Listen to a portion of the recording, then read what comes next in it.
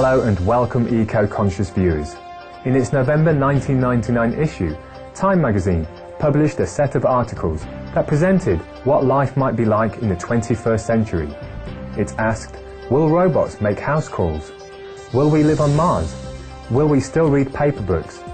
In one of the articles, Ed Ayres, then editorial director of the World Watch Institute and author of God's Last Offer, Negotiating for a Sustainable Future, posed a startling question. Will we still eat meat?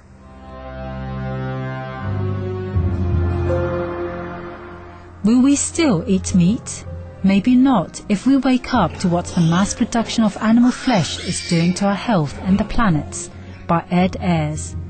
When Julius Caesar made his triumphal entrance into Rome in 45 BC, he celebrated by giving a feast at which thousands of guests gorged on poultry, seafood and game. Similar celebrations featuring exorbitant consumption of animal flesh have marked human victories in war, sport, politics and commerce since our species learned to control fire. Throughout the developing world today, one of the first things people do as they climb out of poverty is to shift from the peasant diet of mainly grains and beans to one that is rich in pork or beef. Since 1950, per capita consumption of meat around the globe has more than doubled.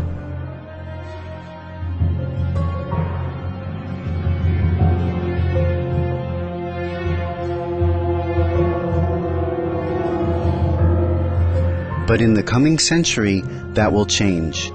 Much as we have awakened to the full economic and social costs of cigarettes, we will find we can no longer subsidize or ignore the cost of mass-producing cattle, poultry, pigs, sheep, and fish to feed our growing population.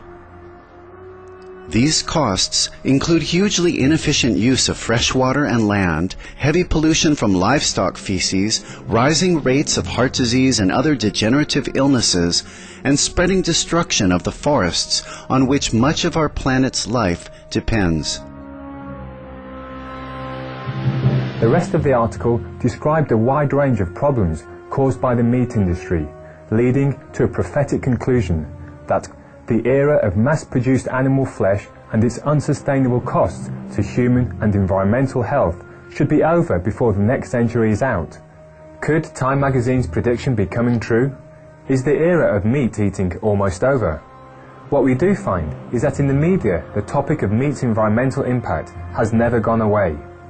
In fact, more and more articles are discussing the link between meat and global warming in particular.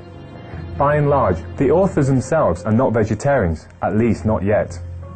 Let's take a look at the following excerpt from the New York Times article by journalist Mark Bittman, printed in the World section on January 27, 2008. A sea change in the consumption of a resource that Americans take for granted may be in store, something cheap, plentiful, widely enjoyed and a part of daily life. And it isn't oil, it's meat. Growing meat, it's hard to use the word raising when applied to animals in factory farms, uses so many resources that it's a challenge to enumerate them all.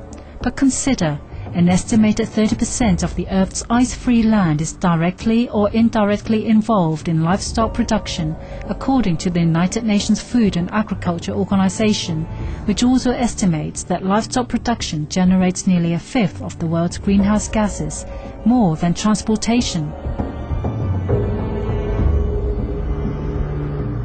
The fact that the livestock industry generates more greenhouse gases than the entire global transportation system combined was revealed in the 2006 United Nations Food and Agriculture Organization's report. Titled Livestock's Long Shadow, the study became famous through its countless citation. It is the media that has played the valuable role of bringing such new scientific findings to the public's attention. Again, from the New York Times.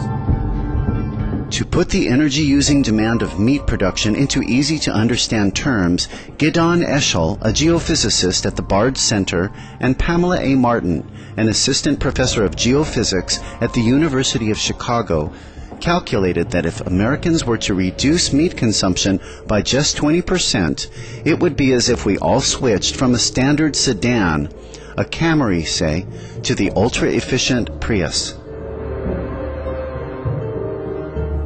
From Time magazine, Given the amount of energy consumed raising, shipping and selling livestock, a 16-ounce T-bone is like a Hummer on a plate.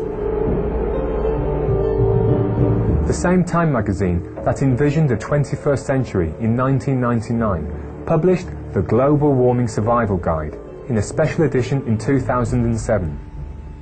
Guideline number 22 of 51 advised everyone to skip the steak. The Global Warming Survival Guide, What You Can Do. 22. Skip the Steak by Brian Walsh. Which is responsible for more global warming, your BMW or your Big Mac? Believe it or not, it's the burger. If you switch to vegetarianism, you can shrink your carbon footprint by up to 1.5 tons of carbon dioxide a year, according to research by the University of Chicago. Trading a standard car for a hybrid cuts only about 1 ton and isn't as tasty.